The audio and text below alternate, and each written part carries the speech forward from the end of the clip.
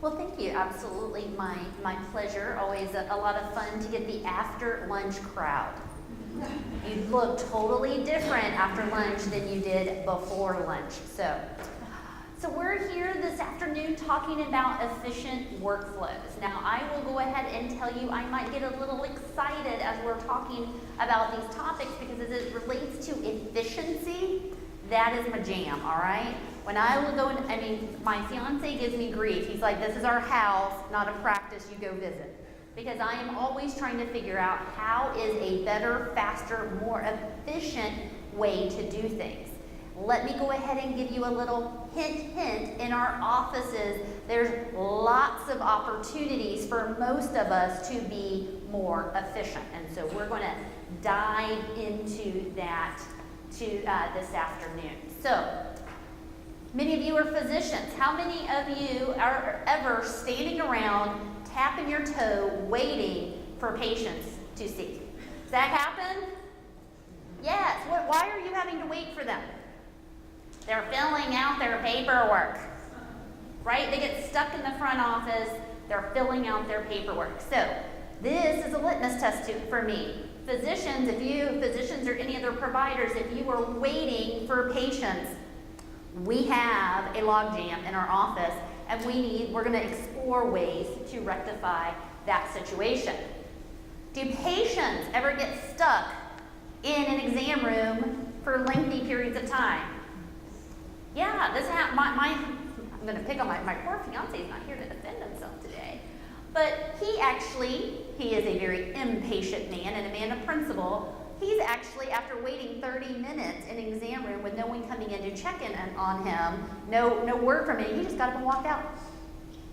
My grandfather did the same thing. Must be something about the men in my family. But getting stuck in an exam room, if we ever have those situations where patients are waiting for more than 30 minutes in an exam room, there's something about our patient flow that's not working. Do you start on time? If we're going to finish on time, we got to start on time. But oftentimes, what physicians will tell me is, well, Cheyenne, if I get there at 8 o'clock, there's no patients ready for me. So why would I get there at 8 o'clock? So I may roll in about 8:45. Because then at least I know there's patients in the room. That's also a problem. We want to be able to have an efficient workflow that when you start at 8 a.m., doctor, provider, you have somebody to see in an exam room. So we're going to talk about scheduling and how to make that happen as well. Are your staff overwhelmed? Are patients complaining? Do patients complain about wait times in your office? If patients are complaining about wait times in your office, that is another symptom of we can do better with our patient flow and our workflow. Patients waiting, I talked about the patients waiting in the exam room. How many of them are hanging out in the lobby for long periods of time waiting for an appointment? I have a couple of really great examples. I see a non-operative orthopedic physician, and the thing I love about going to that office is I know that I am going to be seen on time. I'm going to be in and out of that office in usually less than 30 minutes. In and out of the office in less than 30 minutes. So one of the last times I went to go visit this physician, I said, I probably should tell you that I use you as an example in my courses. He goes, oh really? Tell me more. But one of the things he did share with me is he's a brief guy. He can get to the root of the issue. He can have a pretty short visit. And he said sometimes patients don't feel he spent enough time with them. I don't. I feel that my time is important. My time is valuable. I don't need someone drawing out things. If you can be fast, efficient, and we got everything covered, I'm good. But I understand some patients are going to measure us of, well, how much time did they spend? So that is a little bit of an art and a science of being able to establish a rapport with a patient, be able to feel that the patient walks out feeling that their issues have been addressed. So there's a balancing act there. One of the things that we say at KZA very frequently is that we control the schedule does not control us. But in too many offices I see, we've let that schedule completely run our practice. And what do I mean by that? Is if I were to pull up your schedule right now, are you going to be double and triple booked? But what kind of patients are you doing? Are you having that for? And for those of you who are in group practice, you know, we've got to think about, you guys all want to see patients, but then we also have to get those patients through that funnel of the front desk. So if I have 4 physicians or 4 providers seeing patients in a given day, and I'm saying providers because many of you have a nurse practitioner, have a PA who are seeing patients. Maybe even how are you structuring your allergy patients? Are they running off of a separate schedule? Usually they are running off a separate schedule. But any provider, even your audiologist, if I have 4 new patients or 6 new patients scheduled all at the same time, I've got 6 new patients coming into my front desk, is that not going to create a logjam there? So we want to look at, even when we're in scheduling with multiple providers, we want to be, can we stagger any of that to make the flow more continuous at the front desk? It seems like there's always, you know, if you were to map out the rush of when patients arrive, there's certainly, you know, some peak times there. So those are the things that we want to take a look at. Now scheduling, the schedule, most people go, the schedule. The schedule is something, scheduling is definitely part art and part science. I mean, there's an art to it, there's a science to it. Now, what I see in practice, though, is, oh, Cheyenne, we tried something, it didn't work, so we just reverted back. All of our appointment slots are 15 minutes, whether they're new, whether they're established. That right there is a recipe for, you're going to have times where you have all your exam rooms are full of patients, and then there's going to be other times where you're the person sitting around looking at your watch, tapping your toes because there's not enough, because the patients are elsewhere. You're waiting, or maybe you had a 5-minute. I mean, let's say a tube check.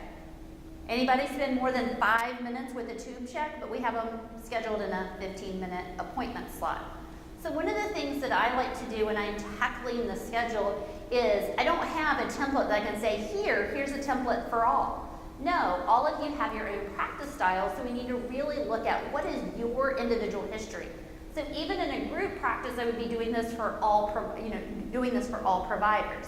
So what I would be looking at is I would, first I would look to see, does my practice management system, my scheduling system, does it actually have the capability of tracking the in and out times for patient? What time do they check in? What time do they see the doctor? What time do they check out? How long was the doctor in the exam room? Otherwise, I just have a printed schedule and I ask maybe a medical assistant or someone who's in the back with the physician to be able to jot down those times. We want to figure out how long does the physician spend in the room with the patient. And then what I want from there, then I map it out to, okay, now let's look, what kind of patients were they? How long did we spend with new patients? And then sometimes I'm going to break those down. And that's what we did in this particular example, is there were some appointment types that the new patient was a 15-minute appointment type, but there were other new patient types that were 30-minute appointment types. A dizzy patient, for example, or a cancer patient typically takes longer than a patient who comes in with nasal symptoms. And want to look to then for my established patients. So looking at what are the patterns, how long do you typically take with those certain types of patients. Now I always, when I'm looking at my average times, I always take out my shortest appointment time and my longest appointment times because those are anomalies. I want to look at the kind of, if you will, I want to look at the median. What's the median amount of time, not the average amount of time, would be a more accurate statement. So I want to look at how long are we spending with those different types of patients. We, in this practice, we actually then made a tube check appointment type, and we made it 5 minutes because we typically, tubes look great, go on your way. And then post-op, how long are we typically spending with post-op? Now, this is just one example, and when I do this for other practices, yours may look different than the one I'm showing you here, but the idea is that we're able to condense the information. What does that typical time frame look like? And here, you can see here that we did new patient, I do start at least one exam room with a new patient because, and you'll see that's where I'll double book like 2. So first thing in the morning, I can have my new patient going through all of their paperwork, getting them doing that intake, but then I can have a couple tube checks going on in my other exam room. So if I'm the physician, I go see the tubes first, and when I'm done with them, my new patient will be ready for me to see. So kind of looking at scheduling according to what patients are coming in for. Now, I also wanted to talk about allergy scheduling. How many of you actually schedule your shots patients? So a handful of you do. I've seen both methods. I will tell you what I find as an outsider, if you will, looking in, is scheduling shot appointments helps us manage our patient flow. One example that always comes to my mind is I had a practice that did open shots, and they had one evening. At 6 o'clock when they opened it up, there were patients literally standing in the hallways. Whoa, I mean, it was just that rush of patients all at once. Now, naturally, we're gonna have rush of patients. A lot of your patients are school-age children. They're gonna come in after school. There's that rush. But what I like to do is to schedule my shot patients, and even in like 5-minute appointment slots. And even if they don't come in exactly on time, that's fine, but I want a steady stream. I don't want 10 patients presenting all at the same time for me to have to process. I want to have them come in incrementally, and also I have a better idea of who's coming in so I can be better ready. I think most of us already are scheduling, blocking some time for mixing. I think that's super important instead of trying to do that in between patients.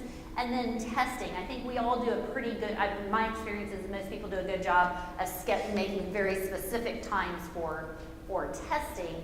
But the idea here is how can we better control the patient flow that's coming into our office, not just from the clinical side, but remember that keeping in mind that patients do have to go through the front desk and the processing of patients through that process. And that's usually where the logjam starts, is at the front desk and getting them through that process. So we're going to look now at workflows and look at the different workflows in our office, and we want to ask the question is, do the current workflows maximize resources and streamline processes? That's always what we're looking at. Now, one of the things that I have found over the years is that you remember our paper chart days. Remember the first time you went to an EMR. Like how I said that the first EMR. Is anyone still on the same EMR, has been on the same EMR the entire time, never switched EMRs? So there's a handful of you, but everybody else is like, yeah, we're on number 2, number 3, number 4, number 5. We've gone through this process. One of my observations is that when we first made the leap from paper charts to an electronic health record, we had the mindset of how things work in the paper environment. And we pulled those processes along with us and try to shove them into our new system. Now, for those of you who are on iterations 2, 3, 4, 5, you keep bringing those same processes along for the ride. So that's why I had the description of this guy up here, is that we have these old processes, these old mentalities, instead of really taking a fresh look at what should the workflow look like, especially now that we're in an electronic environment. I always have to bring this up is that, what's the definition of insanity? Doing the same thing over and over again and expecting a different result. I think I see a lot of this in our practices, is we complain about the same things day in and day out, but what have we actually done to change it? What are these steps that we've made to improve the different processes? So let's talk about doing a workflow analysis. A workflow analysis sounds so it sounds more involved than it really is. A workflow analysis is really, you pull out a piece of paper, I'm electronic, so I pull out my little Surface and literally sit down with each person and write out what are the steps that we take to complete an assignment. So if we're checking in a patient, what are the exact steps that we do to check in a patient? How long does it take? Are there any opportunities to streamline that process? That's the biggest thing. We want to look at this under the lens of, instead of, well, this is the way we've always done it, we want to question ourselves. Is this the best process? Why do we have 10 pages of new patient paperwork? No, really, why do you have 10 pages of new patient paperwork? We really want to look at, well, we just keep bringing it forward instead of what do we use this for? What value does it bring?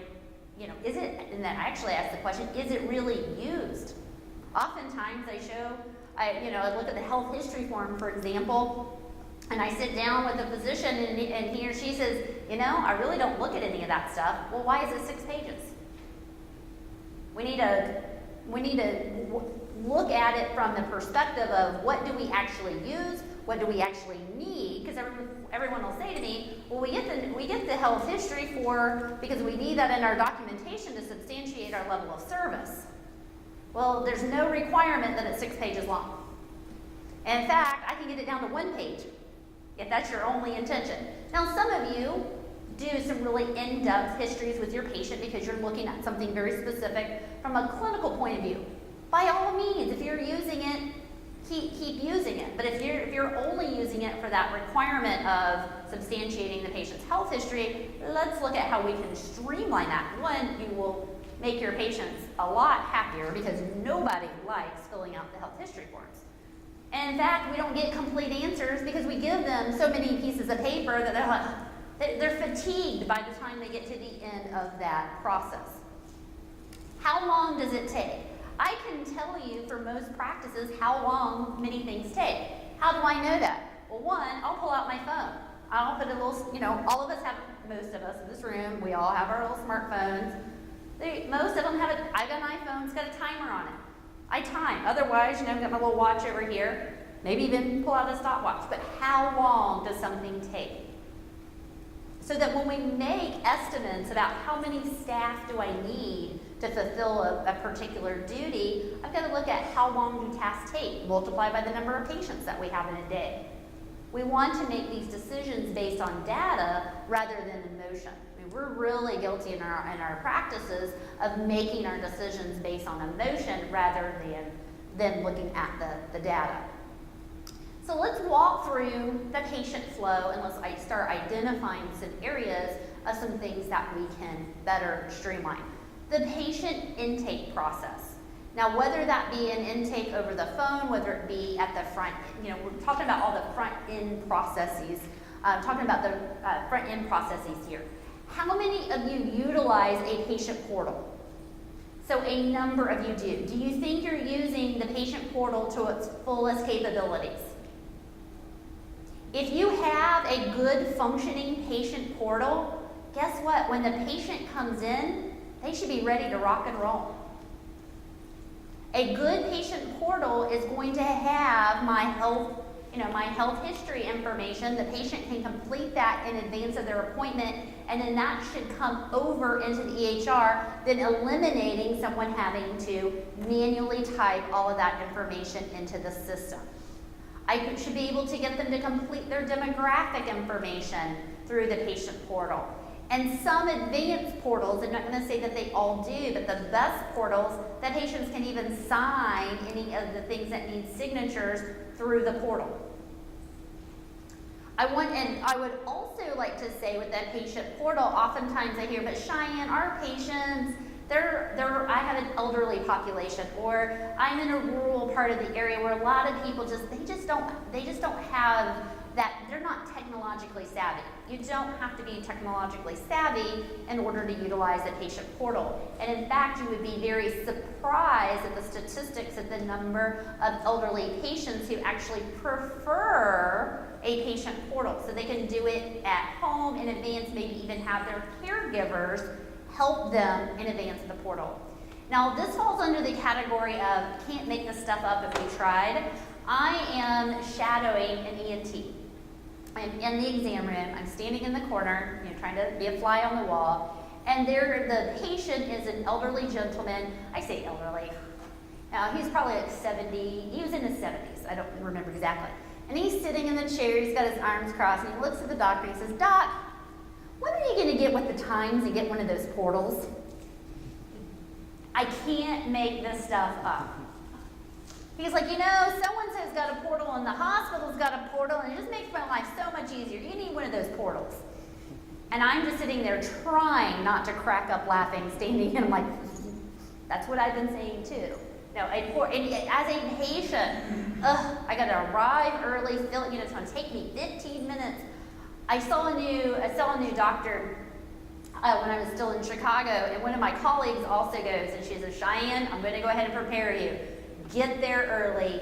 They use a combination of Freesia, which is that orange tablet where you can complete your information, and paper.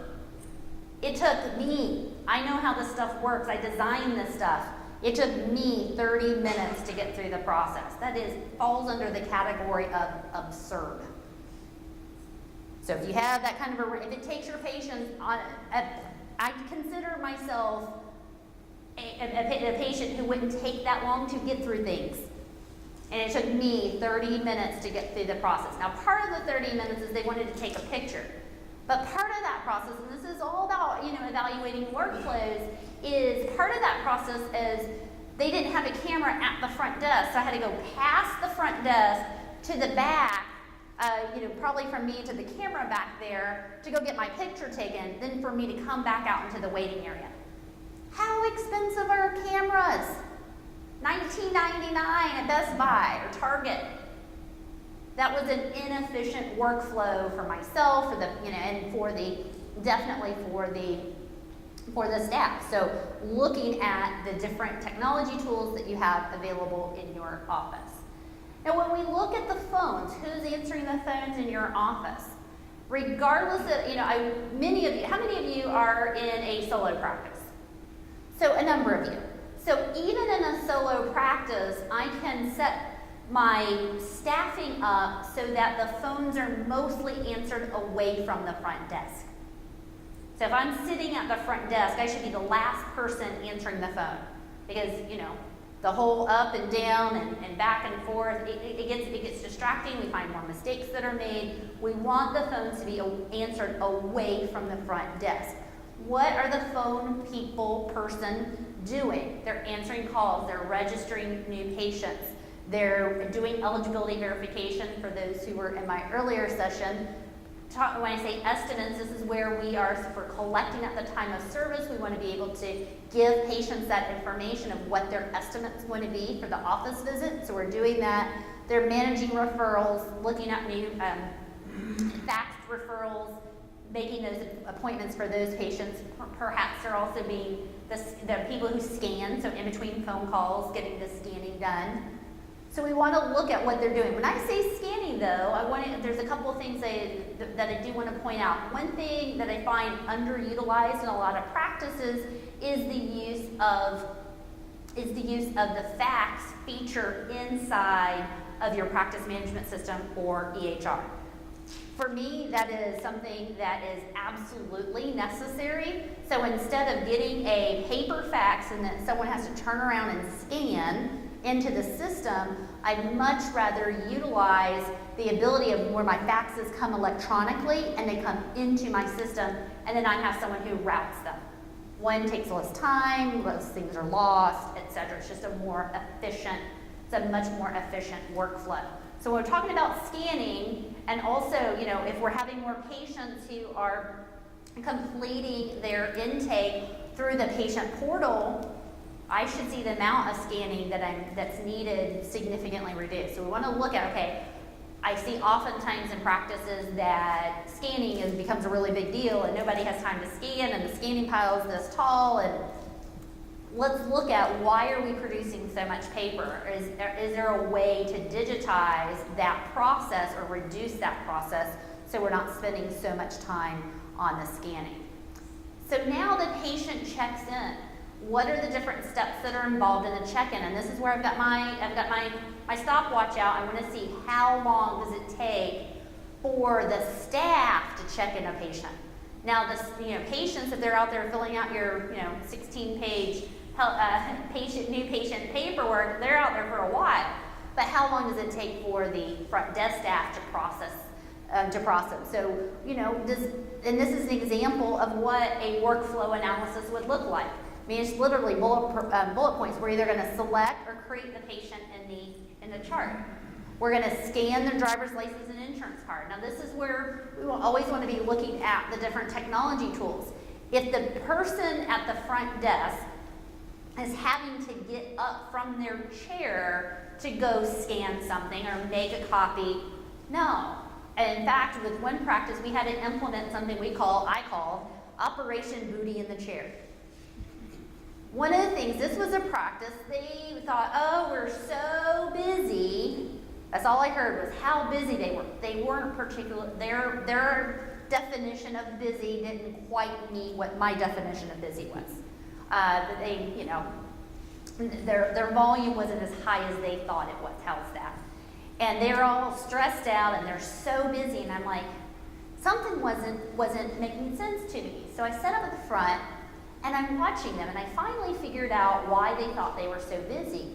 Is everything they had to do to process, from running the credit card, they had to get up out of their chair, walk to the back of the big area to scan the credit card. That credit card shared the same line as the fax machine. So they had to wait sometimes for a fax to finish before they could. And so what I figured out is that all of this repetitive movement was psychologically making everyone feel busier than they were, because they were up and down, credit cards over here to put the charts up. Nothing was within arm's reach. So we redesigned their workspace so that they would have, if they needed to swipe a credit card that was on their computer, never had to get up. If they needed to scan something, sitting in their chair, they're scanning. I also, and IT folks will disagree with me. They're like, oh, the cost of ink, you want just one printer and everybody share it. No, sometimes I need individual printers so that I spend more money on people than I will ever spend on ink cartridges. So I'd much rather spend a little bit more money and keep my people more efficient than having to get up and run around the office to go grab something off of a printer. So I'm big on getting the little, if I need to print, I have just little printers. Maybe it's sitting up next to them, maybe it's down, but it's everything is within arm's reach for them. So if they're printing a receipt for a patient, they're able just to grab it, give it to the patient. Same thing with the scanners, right there. We're not, and sometimes depending on the number of staff that you have and the proximity, I might be able to have a printer sit between two people that can, both of them is within arm's reach. So I'm not necessarily saying a printer for every person, but if we're sitting there, we can share something. So the idea is think about movement and how much time is lost. Because how many times do we hear, oh, that just takes a minute. Well, take a minute times the number of patients that are seen in the office. That really can add up to a lot of time. So we're selecting, creating the patient in the chart. We're scanning their driver's license and insurance card. That should take literally a couple of seconds to do that. Now, one of the things that I do see in practices, though, is that we have we don't utilize all the functionality of our EHR. I see a lot of people, they scan it and then they're typing out the words driver's license. Most systems have like a drop down of where you can identify it and it already stamp it. All you gotta do is from the drop down, say driver's license, and you should be done. So if you're over there typing away, that's something you wanna look at. That can save a few moments. Updating any patient demographics, taking the patient's photo. I know many of you like to take a photo for the chart. If I'm doing that photo, remember, have it right there, not where the patient has to go in multiple different directions. Verifying patient eligibility, that is something I can do inside the system. It literally should be a button, usually located somewhere by the insurance information in your practice management system. I can verify that as eligibility information. make sure that the patient is eligible today, look to see what their responsibility amounts are going to be, collect that payment, post that payment, and then hand the patient a receipt. So how much time are all of these things, how long does this process take? Now my experience is that should take between about 4 to 5 minutes for a new patient. An established patient, oftentimes an established patient, I can get them checked in about 30 seconds, especially if they've recently been here. Now we're not asking, when it says confirm patient demographics, I do not ask the question, has anything changed? Now as a patient, I mean, my poor brain, now yes, I moved last week, so if I went somewhere, yes, something has changed. But fast forward a couple of months, someone asks me, has anything changed? I won't remember, have I been here, have I not, since I moved? Those aren't things that, when we ask patients questions, we don't want to ask yes, no questions, we want to ask open-ended questions. So would you please confirm your address? Not, are you still at 225 North Columbus Drive? No, Ms. Brinson, will you confirm your address? Which insurance will we be billing today? Not, do you still have Blue Cross? Because people are just me, yeah, because have you taken a look at people as they're checking in? They're on their phone, texting, or literally on a call. They're distracted. They're not necessarily going to give you the yeah, just to get checked in. So you want to ask those open-ended questions. So again, this time, and if it takes 10 minutes in your practice for your staff to get new patients checked in, for me, that's a red flag to say, hey, something's wrong with this process. What can we do to streamline that process? This is my slide for the new patient paperwork, just drowning in that paperwork. Typically, new patient paperwork consists of some demographics, health history, a financial policy, maybe HIPAA, maybe you have some other forms as well. Take a look at it. Is there any redundant information? As a patient, it drives me insane to be asked the same question in multiple different places. So you want to look to see, is there redundancy? That demographic form, I can't tell you the number of times that I hear that, oh, I have the patients complete a new demographic form every year. We have to, don't we? No. In fact, I've gone away from the demographic form. I get most of that information from the patient when they call to schedule their appointment. And now what I do is I print that for them. I have the patient verify that the information is correct. I do not have them sign it. I do not scan it into my system. But Cheyenne, they signed it. So if something's wrong, I can say, see, you signed it on this date. Well, really, what's that really going to do for me in the end? So I don't want to take the time and bandwidth to have the patient sign it, scan it into my system. If it's wrong, we fix it and we move forward. That's the approach that I've taken. The other thing one of the things that I've done, and happy to provide this if anybody wants a copy of this, is in my financial policy at the very bottom, I have all of my signatures in one place. So instead of having a whole form for HIPAA, and a whole form for consent to treat, and a whole form for assigning my insurance benefits, I have this all condensed in one place.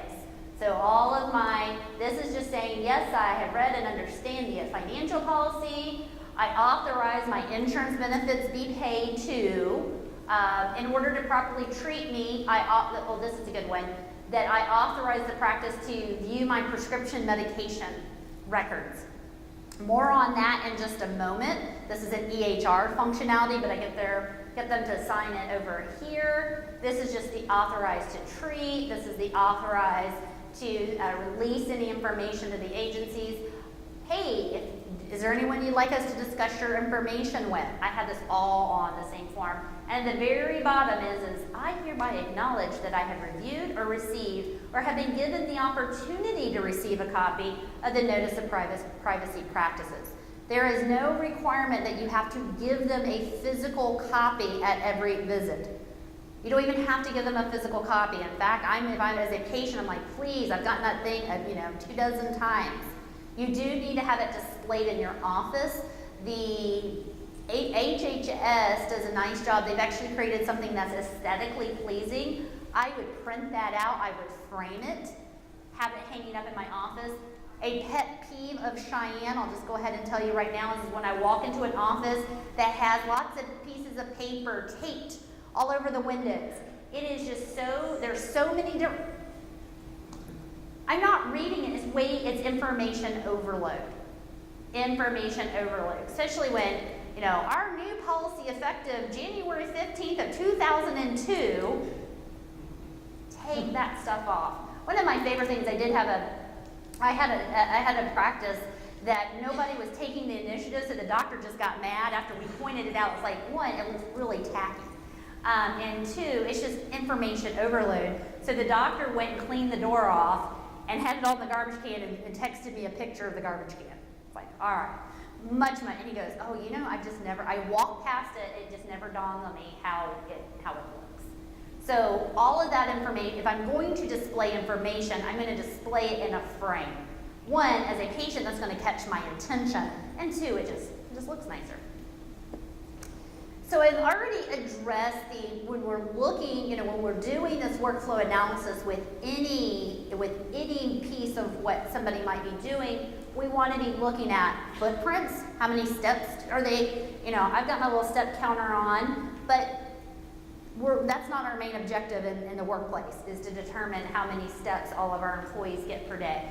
So we want to look at movement, how people are moving. Are there unnecessary movement? In fact, if I have I have a few pet peeves now that I'm kind of thinking, going through the memory bank here, but how often do patients come into your practice and no one's at the front desk?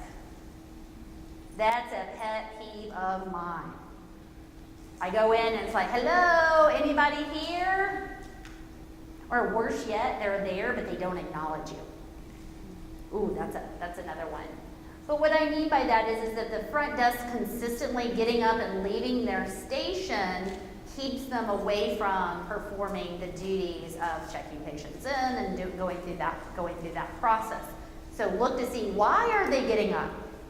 A practice I visited last month, I think when the staff were all, oh, Cheyenne, we just need to hire another person. We're so busy.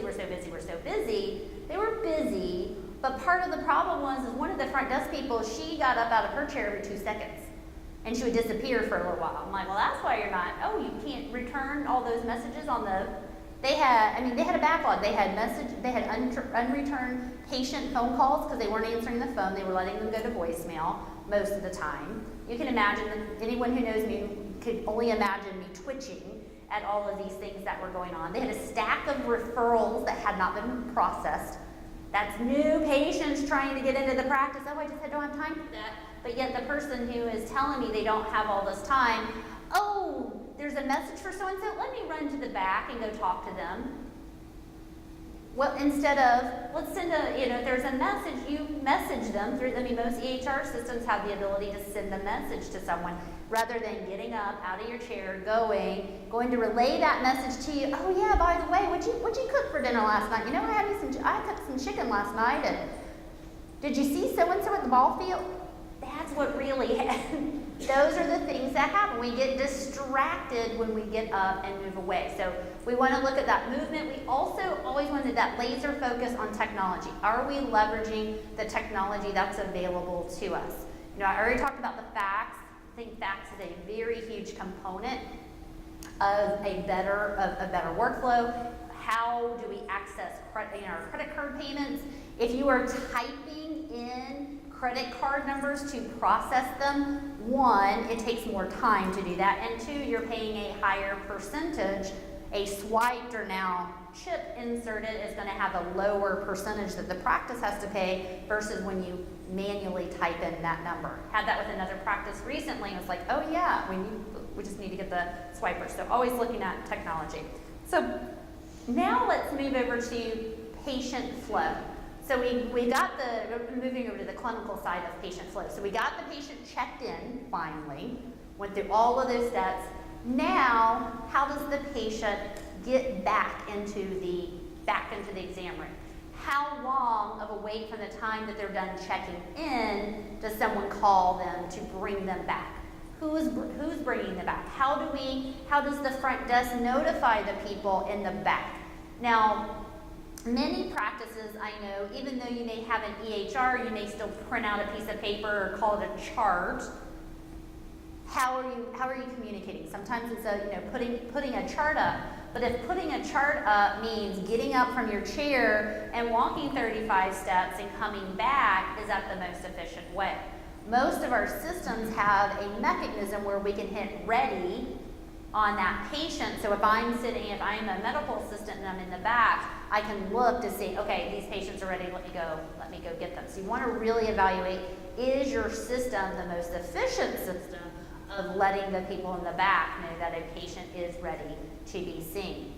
Now let's talk about some of the other things that are going on in our office. So I'm a patient. How many of you have CT in your office? So a fair number of you do. So how are patients in your patient flow? Is CT, does that slow things down, or is that an efficient process? I was with a practice several months ago that one of the reasons, there was one doctor, he was not and he would tell you, if he were sitting here, he'd be like, Cheyenne, I'm not the most efficient guy. I know that about myself. But one of the big hang-ups was he did okay until he had a patient that needed a CT. Then when he went out of the room to take the patient to CT, to get a CT, he would get lost. Literally, he would go find something else to do. And then getting the patient back to the room, those patients were always there a much longer. But it was enough of a distraction. If he was in the exam room, he did fine. You got him out of the exam room, he was a little like me, squirrel, chasing after something else. So that was for them, CT in the office was from a patient flow perspective. Another practice that I visited, the way that the office was configured, most of the exam rooms were over here, and you had to go down a hall a little bit of a ways over here to get to audiology. So the physicians were escorting the patients all the way over to audiology. Nice touch, but was that the most efficient use of their time? If we need to escort a patient, I mean, it's a decent enough distance away that they needed escorting, would that not been a better task for the medical assistants to bring them over rather than the physicians walking them over? So sometimes I know that we're a little limited in our space configuration, but how are we mitigating, what are we doing then to make it the most efficient, and also utilizing the best people possible to perform a task? So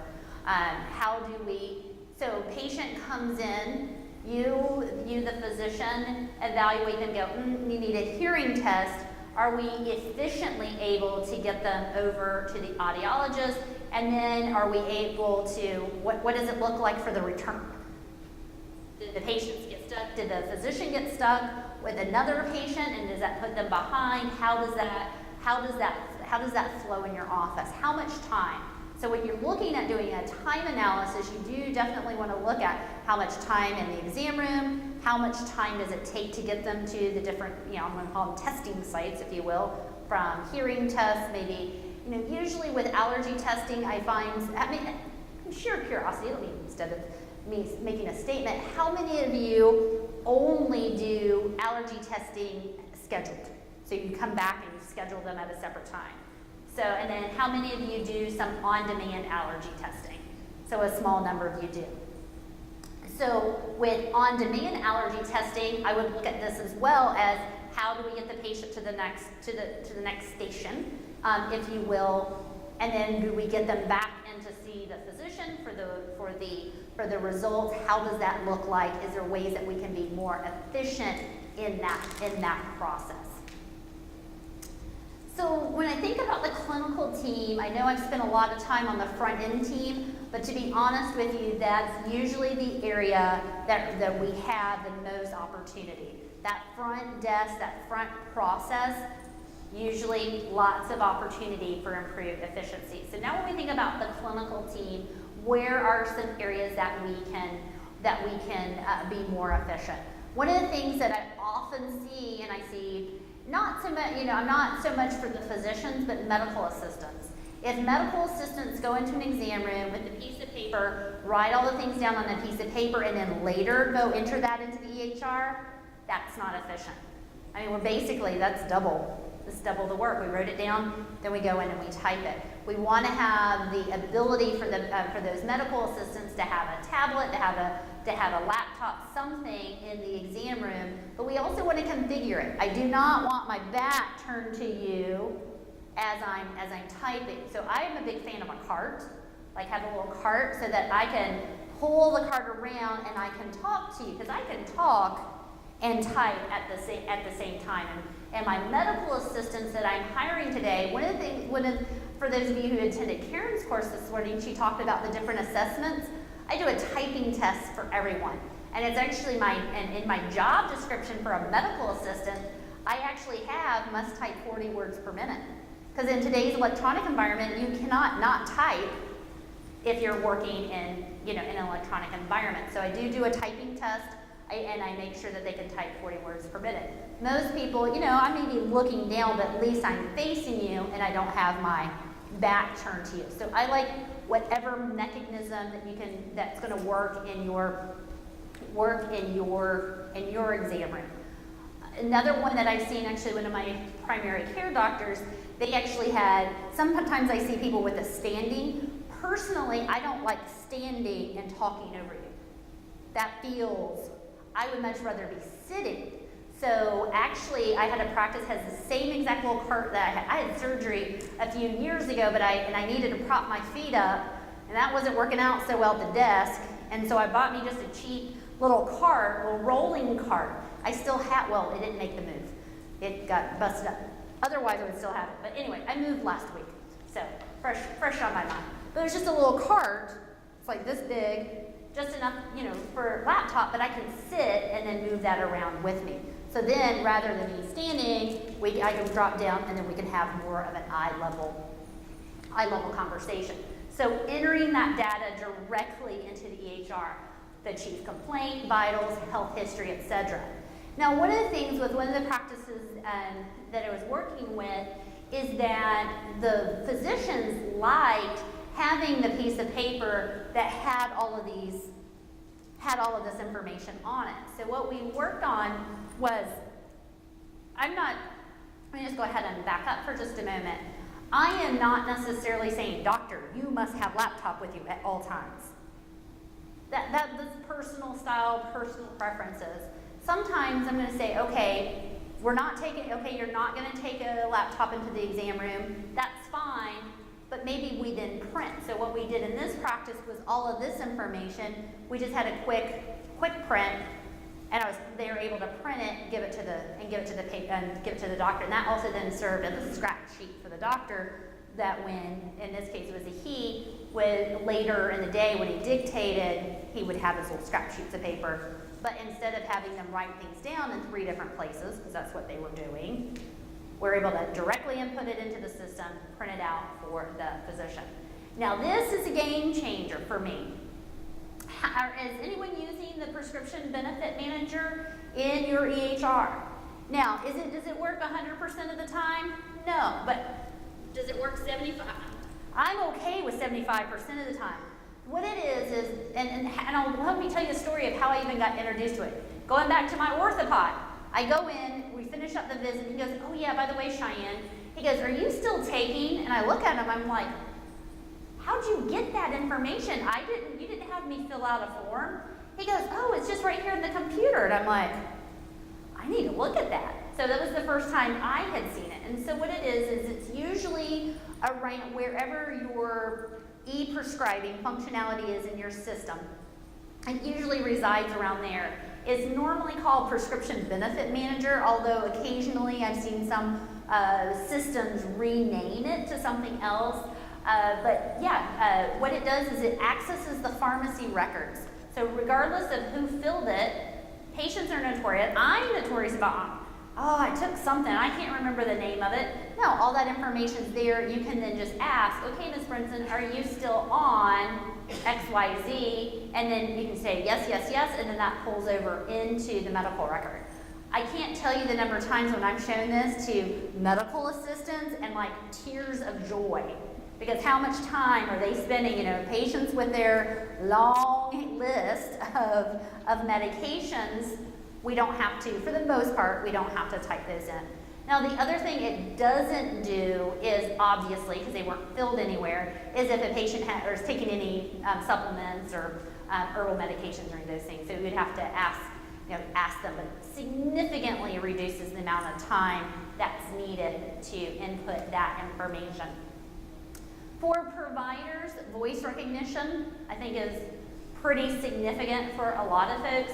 I recently demoed a system that would allow, you could actually say simple commands like, go to vitals, go to plan, and it would actually then take you to that place, and then you can dictate. So I know a lot of folks do appreciate the ability to be able to still dictate using a combination even in an EHR system. There are lots of different mechanisms. If what you have, what I've always said is for the providers that if you are, at the end of the day, if you're spending if you're spending more time dictating and documenting, we want to look at other avenues for you. Scribes. Does anyone use a scribe in here? When people shut up. How has your life changed after a scribe? Okay, I got a thumbs up. Yes. Now, scribes can be in-person scribes. They can be virtual scribes. I have been really interested in the virtual scribe movement, if you will. One of the things about a virtual scribe is that they don't call in sick. There's always somebody there to take care of that for you. Virtual scribes, they listen in, they're off-site, but somebody is scribing for you. So always looking at those alternatives. Reviewing your templates. I know many of you probably are still using the same EHR template that was the ENT templates that came with the system. If they don't flow for you, we need to revise them. We want to make that process. At the end of the day, your note, you don't get graded on how many pieces of paper your note is. I think some people think that, if I have a 15-page note, I'm doing better. No one's grading you on the number of pages that your note is. In fact, I want my template to be set up, I want it to mirror what it looked like back when I dictated. And a lot of times you get a lot of extraneous information in there. So looking at, can we streamline our templates to more mirror what we do so that we can spend less time in the documentation process. I know a lot of us, that's a pain point for us, is we're spending more time. The EHR has created more documentation, and it takes us longer than when we were dictating. So we want to look at ways that we can get back to that same amount of time. E-prescribing, I think does everybody e-prescribe? Most people are shaking their head. I will tell you, as a patient, I get angry when my doctors don't e-prescribe. Because that means I have to take that piece of paper and go to the pharmacy and wait. No, I want to be able to call, yep, you got my farm. Yes, sir. How do you deal with things like my doctor first, if doesn't recognize a prescription, fax it, and all my faxes aren't signed. So I get phone calls automatically from the pharmacy saying, your prescription's not signed. That I don't know how to fix that to doctor first. Okay, so I would work with your EHR vendors and doctors first. There's got to be a way to fix that. Oh, I've been struggling with that for months. Oh, does anyone else have the same issue? My faxes aren't coming signed. And then the pharmacy says, your prescription's not signed. Just by virtue of the fact that it came from my office and was generated, it's Dr. First said it doesn't have to be signed. But you're writing it from your EHR though? I understand. Probably don't I write get it it. because you're not writing. Like sometimes they don't write it up. So if you have to write, then you have to go write into your doc. Yeah, but my other things work. When I send it and it sends through the system, it does fine. When it faxes, it doesn't. Yeah. Yeah, I would keep working with them. There's got to be a way to get that fixed. There's got to be We a used to way. use that one, and then when we went to our EHR, we had to not use it because there was no bridge. Oh, So Okay. it just depends on. Have to build a bridge. build a bridge.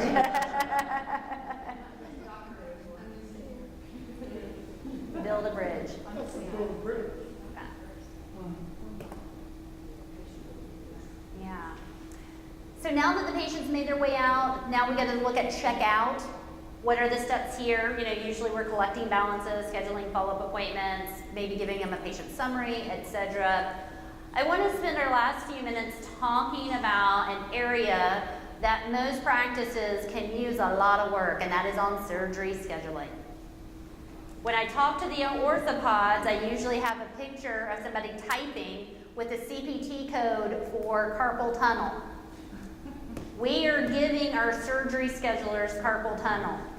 If your surgery scheduler is looking at the computer screen and writing on a piece of paper information that's in a computer screen, that tells me that information. I can take that same form, maybe that surgery scheduling, that surgery booking form, and I can put it in my EHR, and at least most of the information should I can build it so it auto-populates.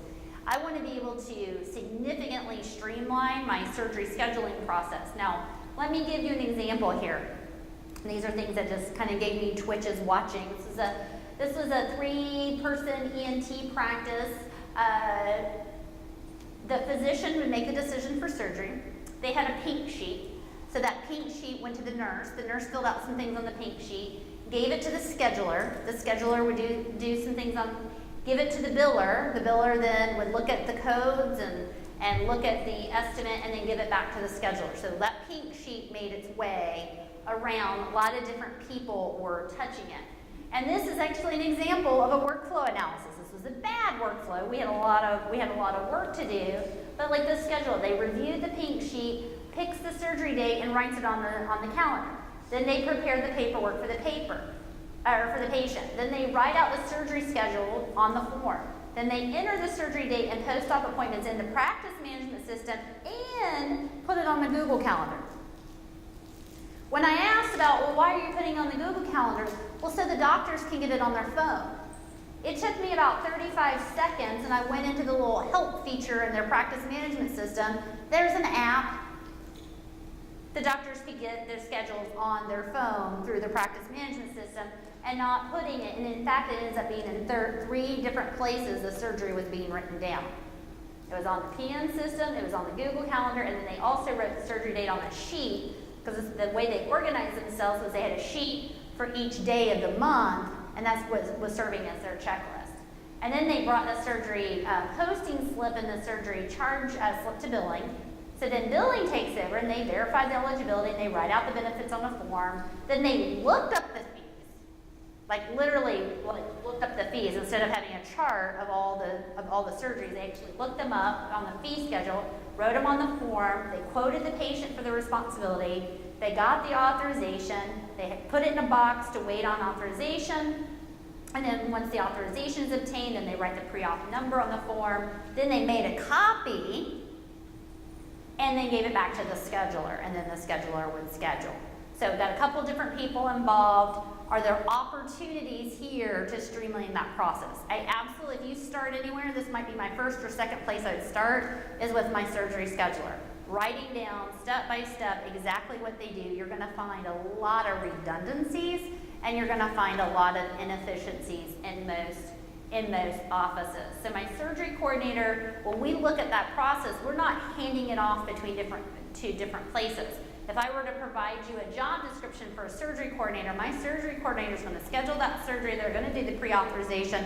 They're going to collect they're going to collect the estimated amount. They're going to do all of that, and my surgery schedulers or surgery coordinators should be able to coordinate about 125 surgeries per month, doing all of those tasks. But in order for us to do all those tasks, we do need to be more efficient and utilize some technology. One of those this is another area that makes me twitch a little bit, is when I walk into an office and someone's calling, does this require pre-certification? and you get the same answer. If we know something requires pre-certification, just go pre-certify it. Don't call to ask, do we need pre-certification? Most of our payers are allowing us to do pre-certifications online. Now with radiology, they've been doing that for a long time. So if anyone's calling for, if you've got an order for a CT and they're calling on authorizations, we need to go to, and it's going to be payer dependent on specifically which site that they're going to, which site, which company that they use to process them. So you do have to look to your payers, but I should be able to, through Evacor or AIM, those are two of the biggest ones that do it for many of the payers. I just answer a few of the clinical questions, and then I can get an instant authorization if I meet all of my medical necessity.